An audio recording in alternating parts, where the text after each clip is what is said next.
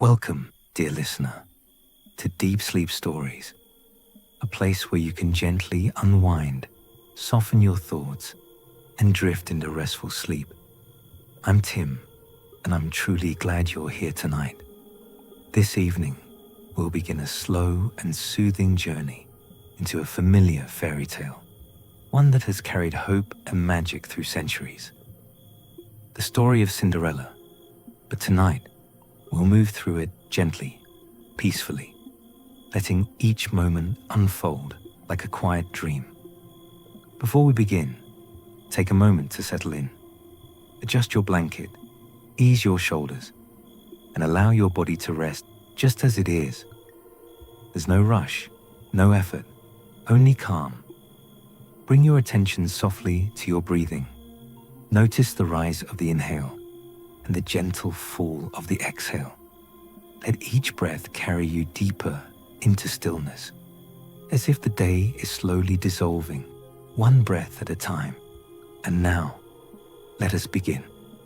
In a quiet corner of the countryside, where fields stretched wide and forest whispered in the wind, there lived a gentle young girl named Ella. Her childhood had been filled with warmth. Her father was kind and steady, her mother tender and loving. Their home was simple, but it glowed with laughter and affection. But life, as it often does, shifted. Ella's mother passed away when she was still very young. The house grew quieter, shadows lingered longer. Her father, hoping to restore joy, remarried. The woman he chose was elegant, proud, and carried with her 2 daughters of her own. At first, Ella hoped this change might bring companionship, perhaps sisters to share stories with, perhaps a motherly figure to guide her.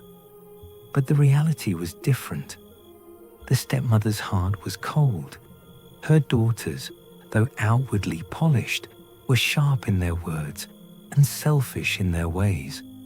And when Ella's father too was gone, the house that had once been filled with love became a place of burden. The stepmother saw Ella not as family, but as a servant.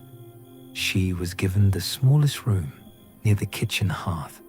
Her clothes were plain, her tasks endless. From dawn until dusk, she swept, scrubbed, and carried. Her hands grew rough, her back weary.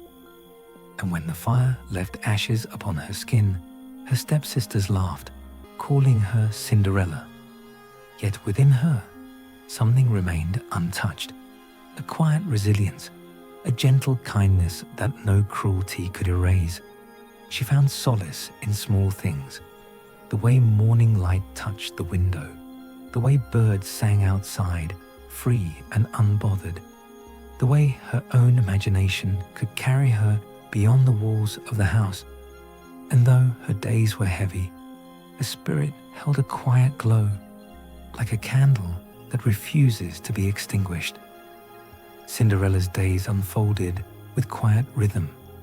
Each morning, before the sun had fully risen, she was already awake. The house stirred slowly, but her tasks began at once. She carried water from the well, her hands chilled by the morning air. She swept the floors until they shone, though no one thanked her. She prepared breakfast for her stepmother and stepsisters, who rarely offered a kind word. Her hands moved steadily, though her body often ached. And yet, she found small moments of peace within the rhythm of her chores. When she knelt by the hearth, tending the fire, she would watch the flames dance. They flickered softly, like tiny companions whispering warmth into the room. When she hung laundry in the garden, she would pause to feel the breeze. It carried scents of grass and earth, reminding her that the world beyond the walls was still alive, still beautiful. Her stepsisters, meanwhile, lived in comfort. They dressed in fine fabrics, though their manners were coarse. They spoke often of appearances, of gatherings, of how others admired them. But beneath their polished surface, there was envy, They envied Cinderella's quiet grace, though they would never admit it. And so, they mocked her, calling her Ash Girl, laughing at her simple clothes, dismissing her kindness as weakness. Her stepmother, stern and calculating, encouraged this cruelty. She believed that keeping Cinderella small, hidden, and weary would ensure her own daughters shone brighter. Yet Cinderella's spirit did not break. She carried her burdens with patience, and when the house grew silent at night, she would sit by the window, gazing at the stars. The stars became her secret companions. Each one seemed to whisper of something greater, something beyond the walls, beyond the ashes, beyond the endless chores. She dreamed quietly, not of riches nor of grandeur, but of kindness, of belonging, of a life where she could simply be herself. The days passed, each one carrying the same rhythm of chores and quiet endurance. But then, one morning, everything shifted. A knock sounded at the door. The stepmother opened it, her expression sharp, her posture rigid. On the threshold stood a royal messenger, dressed in fine livery, his voice steady and clear. He bowed slightly, then spoke. By order of His Majesty the King, and in honor of the Prince, a grand ball shall be held at the palace. All families of the kingdom are invited. Every maiden of suitable age may attend. The words carried through the room like a spark. The stepsisters rushed forward, their voices rising with excitement. They clapped their hands, already imagining gowns, jewels, and admiration. The stepmother's eyes gleamed with ambition. She saw in this invitation a chance for her daughters to be noticed, perhaps even chosen by the prince himself. And Cinderella. She listened quietly, her heart stirring with something she could not yet name. She did not dream of grandeur. She did not imagine herself dazzling the court, but she longed simply to be part of the world beyond the ashes, to see the palace, to hear the music, to feel for one evening that she belonged. The household grew restless with anticipation. The stepsisters demanded new gowns, arguing over colors, over jewels, over how each might appear more radiant than the other. Their voices filled the air, sharp and insistent. Cinderella worked tirelessly to help them. She stitched, she pressed, she adjusted hems. Her hands moved with skill, though her own heart grew heavy. For each thread she wove, she wondered quietly. Would she ever have a gown of her own? Would she ever step into the palace, even for a moment? At night, when the house grew silent, she sat by the hearth. She imagined the ballroom, chandeliers glowing, music drifting, laughter echoing. She imagined herself there, not as a servant, but simply as a guest. Her heart whispered, perhaps it could be. The evening of the ball drew near. The stepsisters dressed in their finery, their voices sharp with excitement. The stepmother oversaw every detail, ensuring her daughters appeared flawless. And Cinderella, she approached gently, her voice soft. May I go as well? She asked. Her words carried no demand, only hope. The room fell silent. The stepsisters turned, their laughter sharp. The stepmother's eyes narrowed. You, she said coldly. You, in rags. You, covered in ashes. The ball is no place for a servant. Cinderella's heart sank. But she did not argue. She stood quietly, her hope flickering like a fragile flame. The stepmother added with a cruel smile, if you can finish every chore before we leave, perhaps you may go. But of course, there will be no time. And with that, she handed Cinderella a list of impossible tasks: sweeping, scrubbing, sorting, preparing. Work enough to last days, not hours. The stepsisters laughed, adjusting their gowns.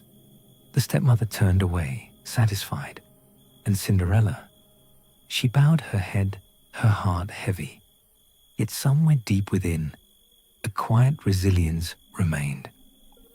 The house grew quiet as the stepmother and her daughters departed for the ball. Their laughter echoed faintly down the road, leaving Cinderella alone among the shadows. She stood in the kitchen, surrounded by unfinished chores. The list of tasks was endless, impossible. Her hands trembled, her heart heavy. She sank to the hearth, the ashes clinging to her dress.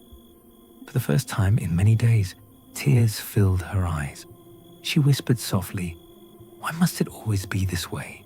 Why must kindness be hidden while cruelty shines?"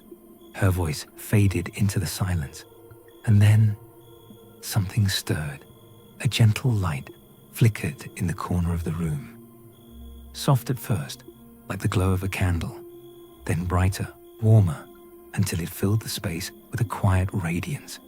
Cinderella lifted her gaze, and there, before her, stood a woman unlike any she had ever seen. Her presence was calm yet powerful. Her eyes carried kindness, her smile a quiet knowing.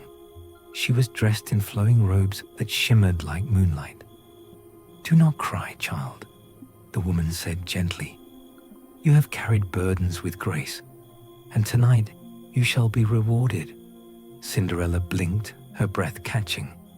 "Who are you?" she whispered. "I am your godmother," the woman replied, "your fairy godmother, and I have come to help you." The fairy godmother lifted her wand, its tip glowing softly. She looked around the room, her eyes settling on a simple pumpkin resting near the hearth. With a graceful motion, she touched it. The pumpkin shimmered, shifted, and transformed into a grand carriage, gleaming as if woven from gold. Cinderella gasped, her hands covering her mouth. The fairy godmother smiled. "Every journey needs a carriage," she said softly.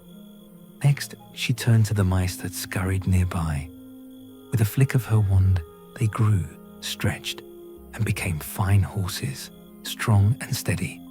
The old dog by the door became a coachman, bowing with dignity, and the lizards near the wall became footmen, dressed in elegant attire. Cinderella's eyes widened, her heart racing. The room had transformed into a vision of wonder. Finally, the fairy godmother turned to Cinderella herself. Her gaze was tender, her voice calm. "You shall not go to the ball in ashes," she said. "Stand, child." Cinderella rose slowly. The fairy godmother lifted her wand once more. With a gentle wave, Cinderella's plain dress shimmered. The fabric shifted, glowing, until it became a gown of breathtaking beauty. Its folds sparkled like starlight, its colors soft and radiant. Upon her feet appeared delicate glass slippers, shining with every movement.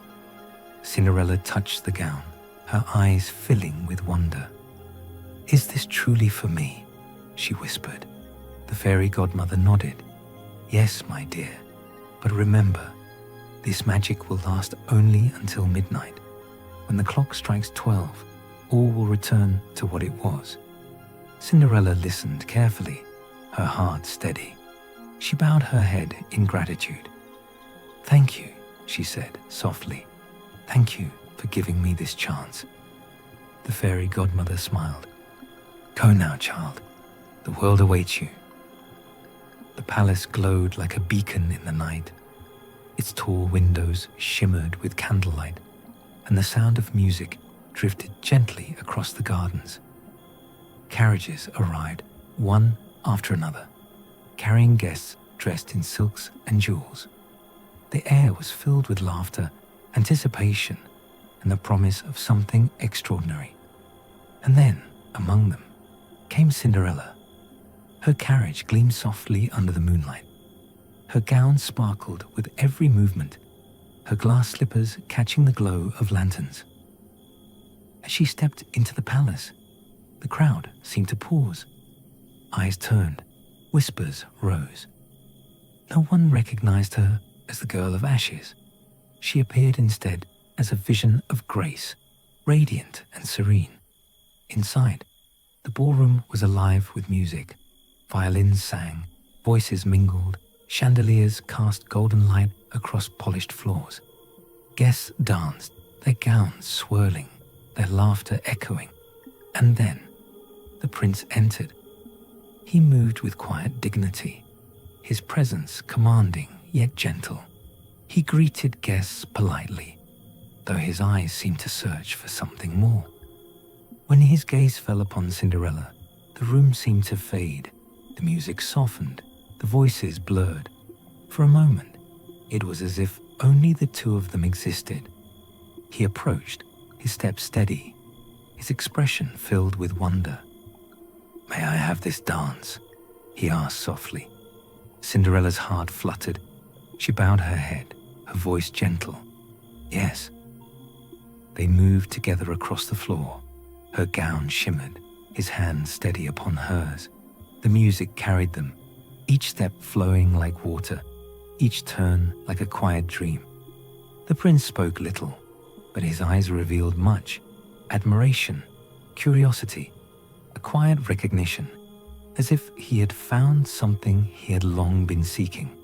And Cinderella, she felt a warmth she had never known, not the burden of chores, not the weight of cruelty, but the simple joy of being seen, truly seen. The night unfolded in a haze of wonder. They danced again and again. They spoke softly, sharing fragments of thought, of laughter, of silence. The stepsisters, dressed in their finery, watched from afar. They whispered, puzzled, envious. Who was this mysterious girl who had captured the prince's attention so completely? The stepmother, too, observed with narrowed eyes. Her plans for her daughters seemed to crumble with each passing moment. But Cinderella did not notice. Her heart was carried by the music, by the prince's gaze, by the magic of the night. The music soared, the chandeliers glowed, and the prince's gaze never left Cinderella. They danced again and again, each step flowing like water, each turn like a quiet dream. The night seemed endless, suspended in wonder. But time, steady and unyielding, continued its march. The great clock in the palace tower ticked toward midnight. Its hands moved silently, unnoticed by the guests, unnoticed by the prince, but not by Cinderella.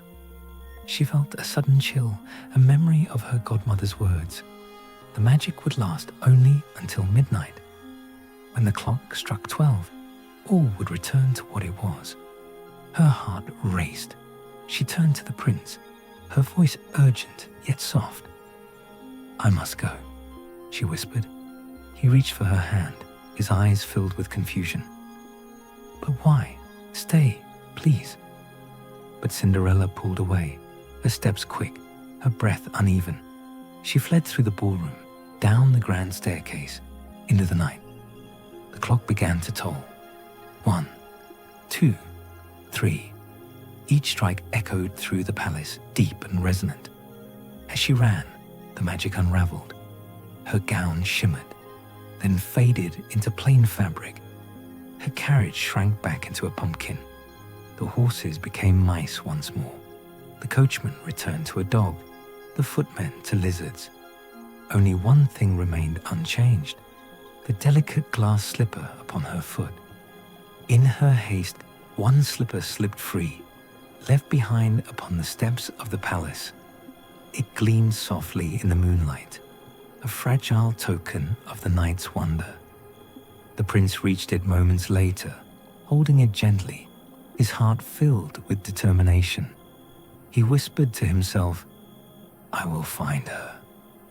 Cinderella ran through the dark streets, her breath uneven, her heart pounding. By the time she reached her home, the magic was gone. She stood once more in her simple dress, her hair loose, her hands trembling. but in her pocket she carried the second glass slipper. She touched it softly, her fingers tracing its smooth surface. It was proof that the night had been real. Proof that, for a moment, she had been seen not as a servant, but as herself. She sat by the hearth, the slipper resting in her lap. Her heart was heavy with loss, yet glowing with memory. The music, the dance, the prince's gaze, all lingered within her, like a dream she could not forget. The night after, the ball was filled with restless voices. The stepsisters returned home, their gowns slightly wrinkled, their faces flushed with envy. They spoke endlessly of the mysterious maiden who had captured the prince's attention, her beauty, her grace, her sudden disappearance. It was all anyone could discuss. The stepmother listened carefully, her eyes narrowing. She sensed that her plans for her daughters had been undone, but she did not yet know how. And Cinderella? She sat quietly by the hearth, her hands folded, her heart still glowing with memory. She said nothing of her own presence at the ball. She listened to their gossip, their speculation, their envy. Inside, she carried the secret, the dance, the music, the prince's gaze. And in her lap, hidden beneath her apron, rested the second glass slipper. Meanwhile, at the palace, the prince was restless. He held the slipper left behind upon the steps, its surface gleaming softly in the candlelight. He thought of the girl who had fled, the girl whose presence had filled him with wonder. "I will find her," he said firmly, "no matter how long it takes." Messengers were sent across the kingdom. The prince himself traveled from village to village, carrying the slipper, determined to discover the one whose foot it would fit. The news spread quickly. Families whispered with excitement. Young women dreamed of trying the slipper, imagining themselves chosen. The stepsisters, too, were eager. They boasted, certain that the prince would select one of them. They practiced their curtsies, rehearsed their smiles, convinced that fortune was near. The stepmother encouraged their ambition, her eyes gleaming with possibility. She believed that with enough insistence, her daughters might yet succeed. But Cinderella, she remained quiet. Her heart carried both hope and fear. Hope that the prince might truly find her. Fear that her stepmother would do everything in her power to prevent it. And so, the kingdom stirred with anticipation. The prince's search became the talk of every household.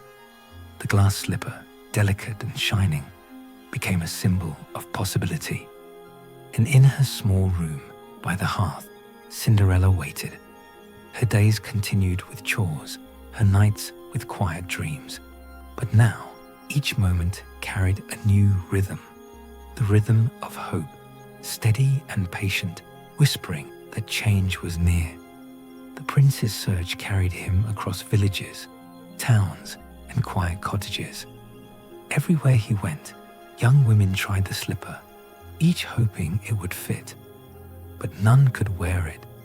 The glass remained unyielding, waiting for the one it was meant for. At last, the prince arrived at the home of Cinderella. The stepmother greeted him with false courtesy, her smile sharp, her eyes calculating. She ushered her daughters forward, eager, insistent. The first stepsister tried the slipper. She forced her foot, twisting, pressing, but it would not fit. The second tried as well, her face flushed with effort. But again, the slipper remained unchanged. The prince frowned, his patience steady but firm. "Are there no others in this household?" he asked. The stepmother hesitated, her voice faltered. "There is another, but she is nothing more than a servant." The prince's gaze sharpened. "Bring her," he said simply. Cinderella stepped forward, her dress plain, her hands folded quietly. The stepsisters laughed, mocking. The stepmother scowled, certain the prince would dismiss her. But the prince looked at her with recognition. Though her gown was simple, though ashes clung faintly to her skin, he saw the same quiet grace, the same gentle presence that had filled the ballroom. Cinderella knelt softly. She slipped her foot into the glass slipper, and it fit perfectly. The room fell silent. The stepsisters gasped, their laughter fading. The stepmother's face hardened, her plans crumbling.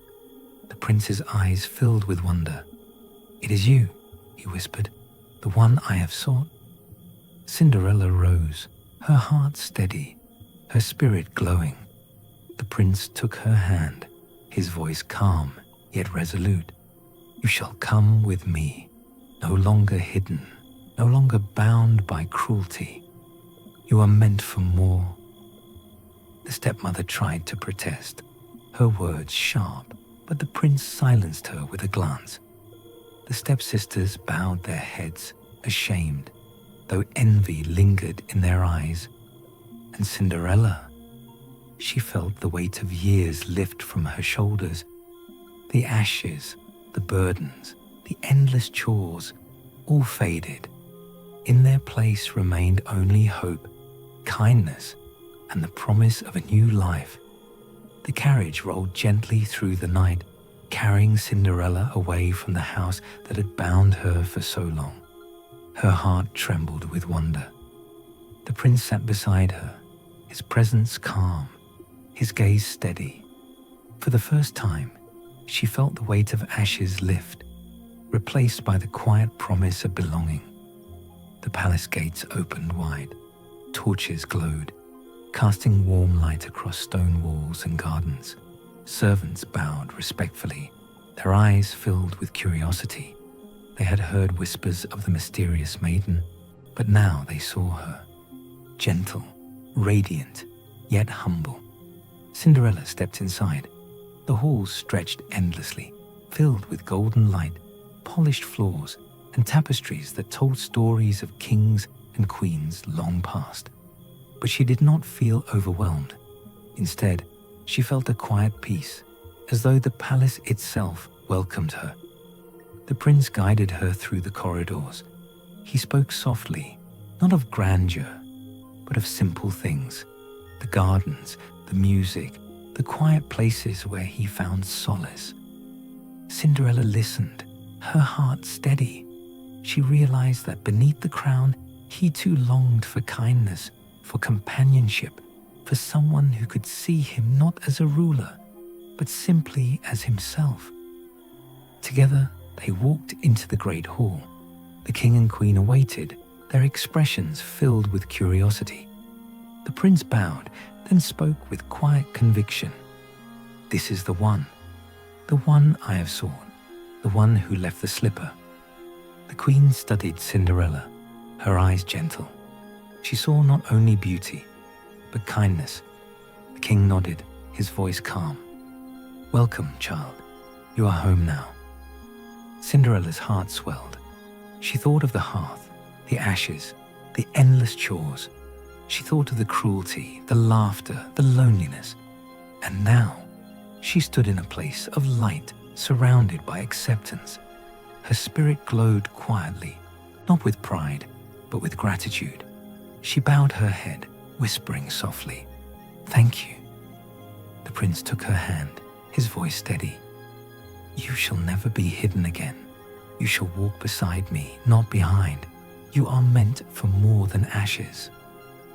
And in that moment, Cinderella felt the truth of her journey. That resilience, kindness, and hope had carried her from shadows into light. That even the smallest flame can endure and grow into something radiant. The days that followed were filled with quiet wonder. Cinderella awoke not to the sound of chores, but to the soft light streaming through tall palace windows. Her room was spacious, adorned with delicate fabrics and gentle colors. Yet what touched her most was not the grandeur, but the peace. She walked through the palace gardens, where roses bloomed and fountains whispered. Birds sang freely, their voices echoing across marble paths. For the first time, she felt no burden pressing upon her shoulders. Her steps were light, her heart calm. The servants, at first, watched her with curiosity. They had seen noblewomen before, proud, demanding, distant. But Cinderella was different. She spoke gently. She listened. She offered gratitude for even the smallest kindness. When she passed through the kitchens, she thanked the cooks for their meals. When she crossed the halls, she greeted the attendants with warmth. Her presence softened the palace, filling it with quiet joy. The prince noticed this change. He saw how the servants smiled more, how the halls seemed brighter. He realized that Cinderella's kindness was not only for him, but for everyone, and he loved her all the more for it. At night, Cinderella would sit by the window, gazing at the stars. She remembered the small hearth where she once sat, the ashes that clung to her dress. She remembered the loneliness, the endless chores, the laughter of her stepsisters, and she realized how far she had come. Yet she did not carry bitterness. Her heart held no desire for revenge. Instead, she carried forgiveness, quiet, patient, steady. She knew that her cruelty had shaped her, but kindness had carried her through. The palace grew accustomed to her presence. The king and queen, once cautious, grew fond of her. They saw her humility, her gentle strength, her ability to bring peace. They welcomed her not only as the prince's beloved, but as a daughter of their own. And Cinderella, she felt at last that she belonged, not because of her gown, not because of her slippers, not because of magic, but because she was seen, cherished, and loved for who she truly was. The palace stirred with quiet anticipation. Word spread quickly. The prince had chosen his bride. Servants whispered with joy, villagers celebrated, and the halls filled with gentle excitement. Cinderella, though at the center of it all, remained calm. She did not crave grandeur, nor did she seek attention. Her heart was steady, filled with gratitude for the journey that had carried her here. Preparations began. Tailors worked tirelessly, stitching gowns of silk and lace. Florists gathered blossoms from the royal gardens, weaving them into garlands that would adorn the halls. Musicians rehearsed, their melodies drifting softly through the corridors. The palace glowed with activity, yet there was no chaos. Cinderella's presence seemed to bring balance. Her kindness touched everyone, from the cooks in the kitchen to the attendants in the great hall. She thanked them, encouraged them, reminded them that their work mattered. And so, each task was carried out not with burden, but with joy. The palace became not only a place of celebration, but of harmony. The prince watched her often. He saw how she moved gently among the servants, how she listened, how she offered words of comfort. He realized that her strength was not in magic, nor in beauty, but in kindness, and he loved her all the more for it. At night, Cinderella sat by the window, gazing at the stars. She thought of the hearth where she once sat, the ashes that clung to her dress. She thought of the cruelty she endured, the loneliness she carried, and now she saw how far she had come. Her heart whispered softly, "This is not the end of the story. This is the beginning." The king and queen too grew fond of her. They saw her humility, her gentle strength, her ability to bring peace. They welcomed her not only as the prince's bride, but as a daughter of their own. And so, the palace prepared not only for a wedding, but for a union that promised hope, kindness, and renewal. The morning of the wedding dawned softly. Sunlight spilled across the palace gardens, touching blossoms with golden warmth. Birds sang gently, their voices weaving into the air like a blessing. Cinderella awoke in her chamber, her heart calm, yet filled with quiet anticipation. She did not think of grandeur nor of crowns. She thought only of the journey that had carried her here, from ashes to light, from loneliness to belonging. The palace stirred with activity. Florists arranged garlands of roses and lilies, their fragrance drifting through the halls. Musicians tuned their instruments, their melodies rising softly, promising joy. Servants moved gracefully, preparing every detail with care. The king and queen watched with pride. They saw not only a celebration, but a renewal, a union that promised kindness, hope, and peace. The prince, dressed in ceremonial attire, waited with steady patience. His heart was calm, his gaze filled with devotion. He thought not of the crowd, nor of the grandeur, but of the woman who had captured his spirit with quiet grace. Cinderella's gown shimmered softly, woven not of magic, but of love and care. Its folds glowed in the morning light, simple yet radiant. Her steps were steady as she walked through the palace halls, each one carrying her closer to the life she had long dreamed of. The guests rose as she entered. Music swelled, voices hushed. She moved gently, her presence filling the room with peace. The prince stepped forward, his hand reaching for hers. Their eyes met, and in that moment, the world seemed to pause. The vows were spoken softly, yet carried deep meaning. They promised not only love, but respect. Not only companionship, but kindness. Not only joy, but resilience through all seasons of life. The king blessed them. The queen smiled. The guests rejoiced. And Cinderella felt her heart glow with gratitude. She was no longer hidden, no longer bound by cruelty. She was seen, cherished, and loved. The ceremony ended with music, laughter, and celebration. But for Cinderella, the true joy was not in the grandeur.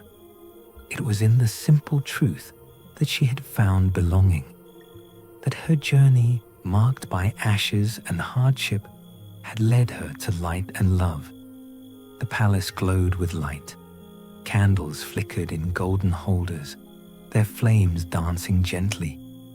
Garlands of roses and lilies adorned the halls, their fragrance drifting softly through the air. Music filled the space, violins and flutes weaving melodies that carried joy into every corner. Guests gathered at long tables where feasts awaited. Platters of fruit, bread, and roasted meats shimmered beneath the glow of chandeliers. Wine flowed, laughter rose, and the celebration began. Cinderella sat beside the prince, her heart calm yet radiant. She did not crave attention, nor did she seek grandeur. Her joy was simple, to be surrounded by kindness, to be cherished, to belong.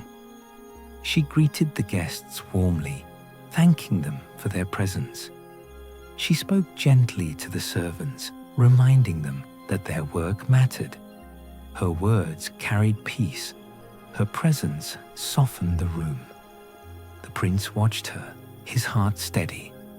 He realized that her strength was not only in resilience, but in the way she lifted others. Her kindness rippled outward, touching everyone it reached. The dancing began. Couples moved gracefully across the polished floor, their gowns swirling, their laughter echoing.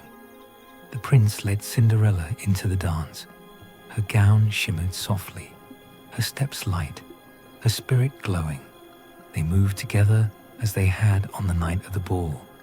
But now there was no fear of midnight, No burden of secrecy, only joy, only belonging, only love.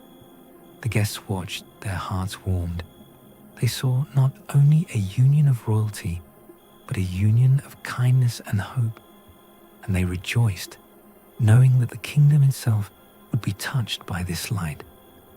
As the night unfolded, music carried on, laughter rose, and the stars shone brightly above the palace. Cinderella sat quietly for a moment, gazing at the sky. She thought of the hearth, the ashes, the loneliness. She thought of the journey that had carried her here. Her heart whispered softly, "This is not only my story. This is a story of hope, that even in the darkest places, kindness can endure, and kindness can transform the world." The celebration slowly faded into the night.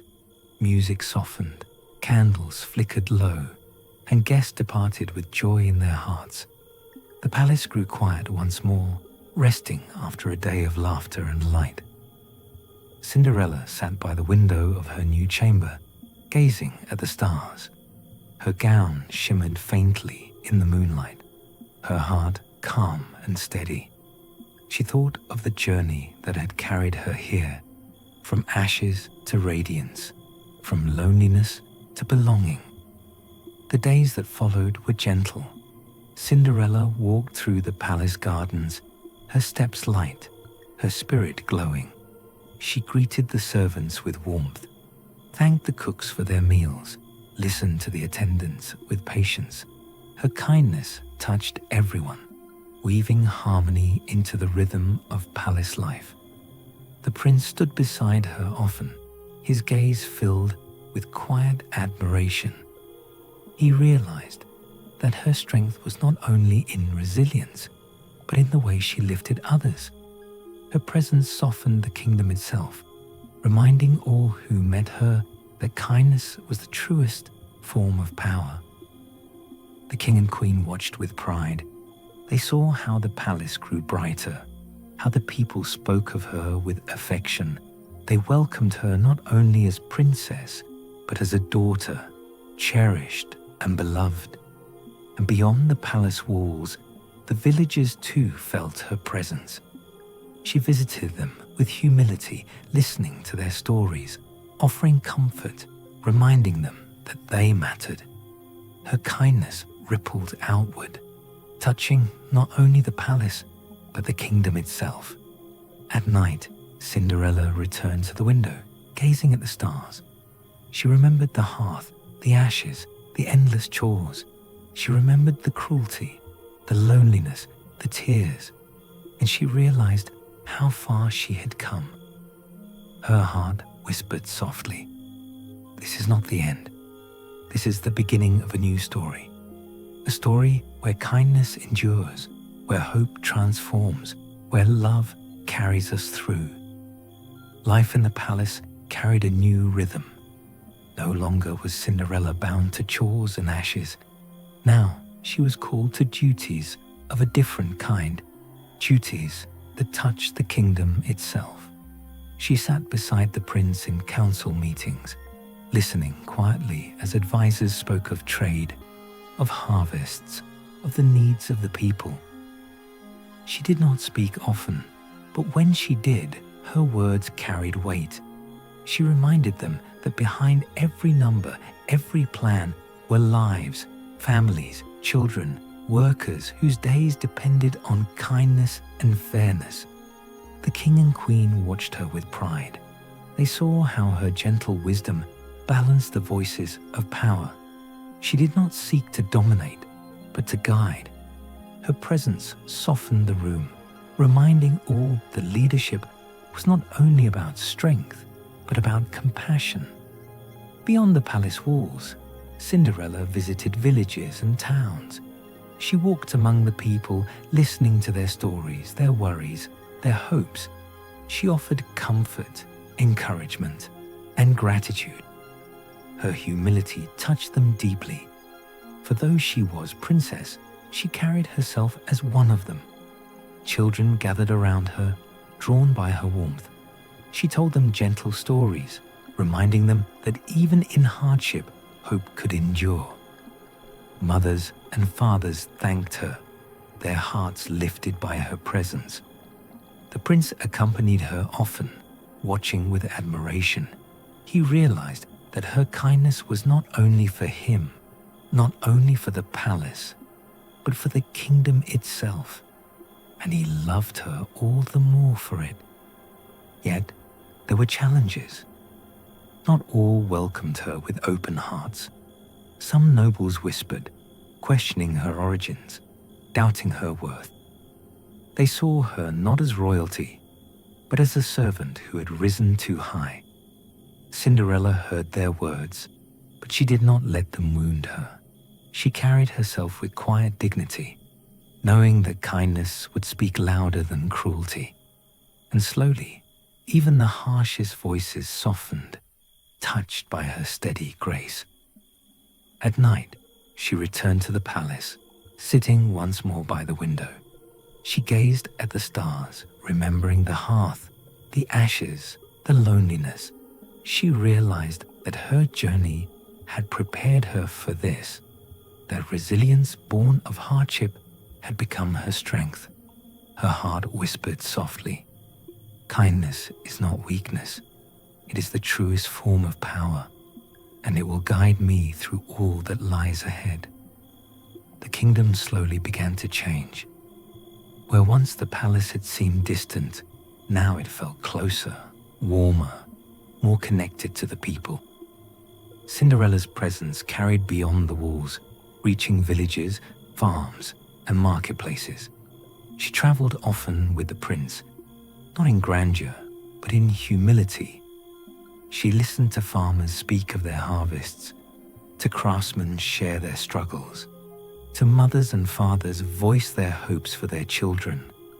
Her heart absorbed their words, and she carried them back to the palace. Policies began to shift. The king and queen, guided by the prince and Cinderella, placed greater care on the needs of the people. Taxes were eased for struggling families. Markets were supported, roads repaired, schools encouraged. But more than laws, it was the spirit of kindness that spread. Cinderella reminded all who served the crown that leadership was not about power, but about compassion. Her words softened hearts. Her presence inspired change. In the villages, people spoke of her with affection. They called her not only princess, but friend. Children ran to greet her, their laughter filling the air. Elders blessed her, grateful for her humility. The prince watched with admiration. He saw how her kindness rippled outward, touching lives far beyond the palace. He realized that her strength was not only resilience, but the ability to transform hardship into hope. Yet Cinderella remained humble. She did not seek praise, nor did she crave recognition. She carried herself with quiet dignity, remembering always the hearth, the ashes, the loneliness. She knew that her journey had prepared her for this. The kindness born of hardship had become her greatest gift. At night, she sat once more by the window, gazing at the stars. Her heart whispered softly, "This is the true magic. Not gowns, not slippers, not carriages, but kindness, steady, patient, enduring. Kindness that can change the world."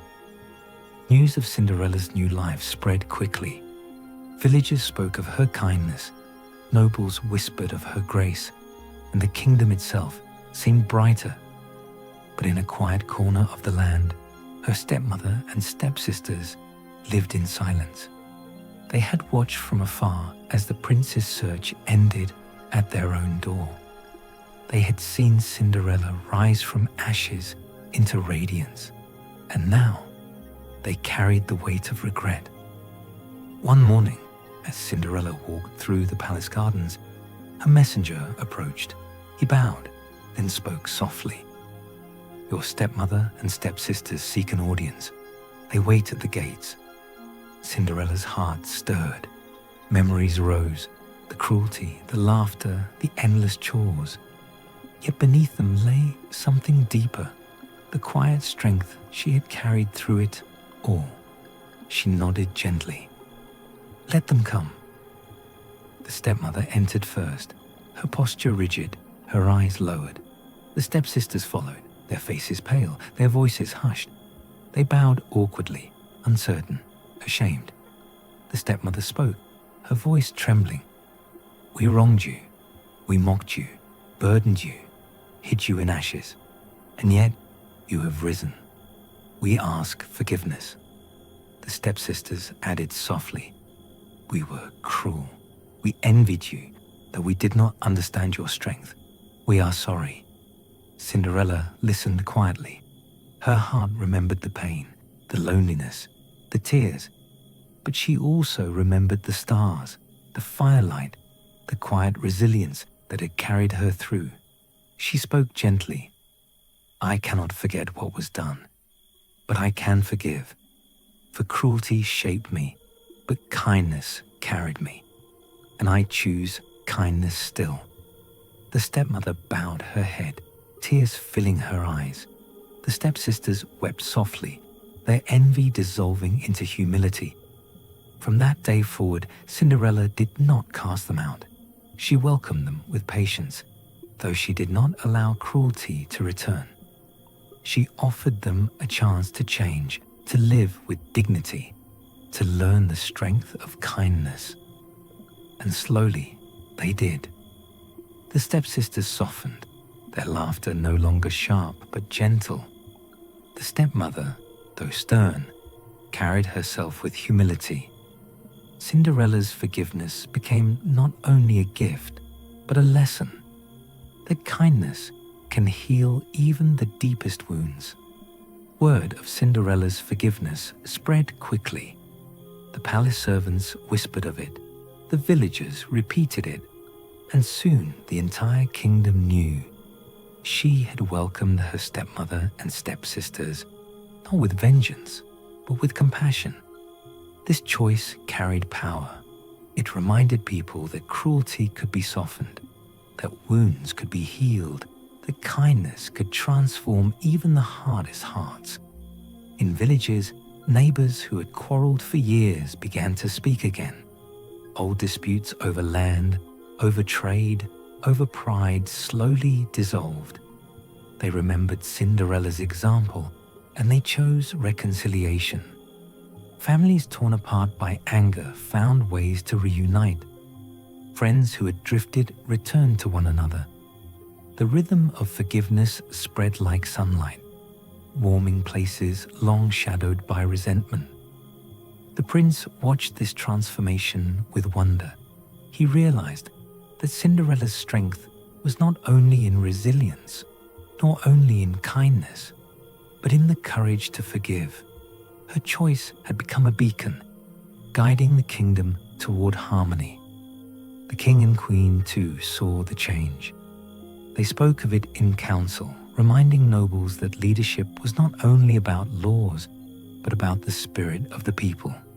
And the spirit of the people was shifting toward peace, toward unity, toward hope. Cinderella herself remained humble. She did not seek recognition for her forgiveness. She carried herself with quiet dignity, knowing that kindness was its own reward. At night, she sat once more by the window, gazing at the stars. Her heart whispered softly, "Forgiveness is not forgetting. It is choosing to heal, and healing can change the world." The palace settled into a new rhythm. Cinderella and the prince walked side by side, not only as husband and wife, but as partners in guiding the kingdom. Their days were filled with council meetings, journeys to villages, and quiet conversations about the future. Cinderella listened deeply. She heard the voices of farmers, craftsmen, mothers, and children. She carried their words into the palace, reminding the court that every decision touched real lives. The prince admired her wisdom. He realized that her strength was not in commanding, but in guiding.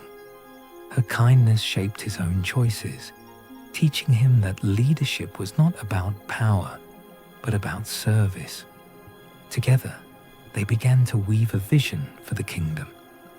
A vision where fairness replaced greed, where compassion softened cruelty, where hope reached even the smallest corners.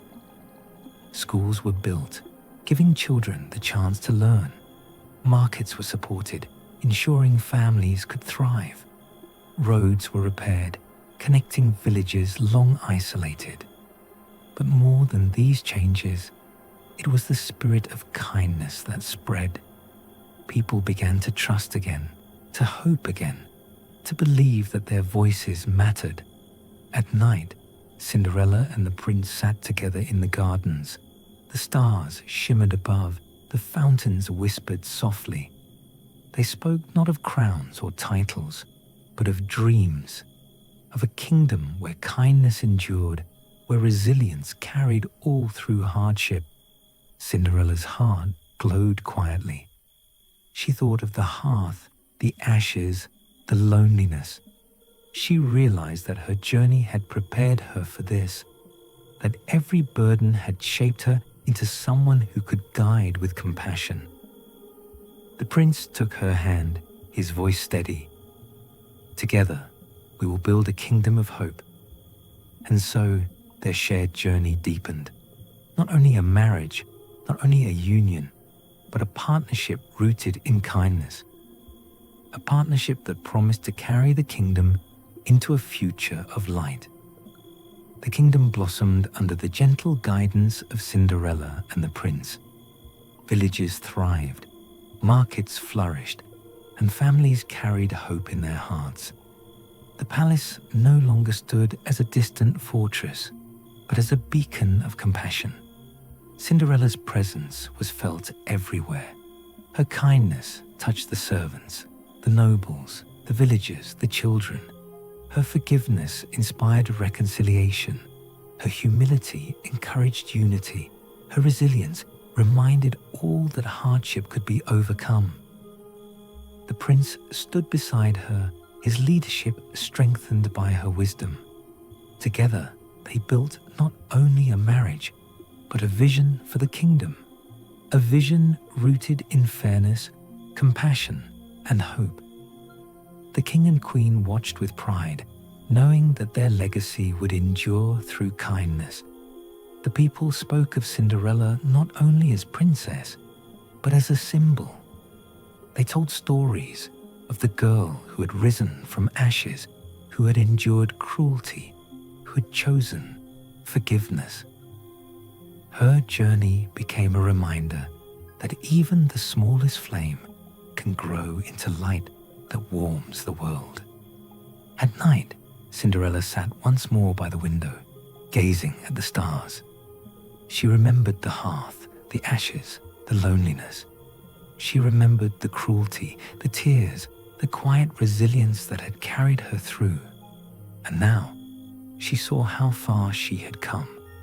Her heart whispered softly, "This is the true ending. Not magic, not slippers, not carriages, but kindness, steady, patient, enduring. Kindness that transforms not only a life, but a kingdom." And so, the story of Cinderella reached its radiant conclusion. A story not of grandeur, but of resilience. Not of vengeance, but of forgiveness. Not of fleeting magic, but of enduring kindness. Her journey became a tale told across generations. A tale reminding all that even in the darkest places, hope can endure, kindness can heal, and love can transform the world.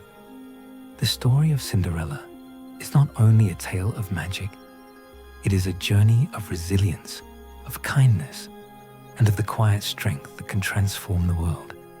She began in ashes, hidden in shadows, burdened by cruelty and loneliness. Her hands knew labor, her heart knew sorrow, yet even there she carried a flame, a small spark of hope that refused to fade. That spark led her to the ball, to the dance, to the prince, to the test of midnight. to the fragile slipper left behind as a sign. But more importantly, it led her to herself, to the realization that her true strength was not in gowns or carriages, not in enchantment or chance. Her strength was in kindness, in patience, in the courage to forgive. As princess, she did not change her nature. She remained the one who listened, who thanked, who saw value in every person. And that is what made her story eternal. Her forgiveness reached beyond the palace walls. It touched her stepsisters, her stepmother, her people. It became a lesson that even the deepest wounds can be healed. And so, Cinderella's tale endures not as a story of fleeting magic, but as a story of humanity, of how kindness is power, of how hope is light, of how love is the path that carries us from darkness into radiance. The story closes where it began, with a flame. But now, it is no longer a fragile spark hidden in ashes.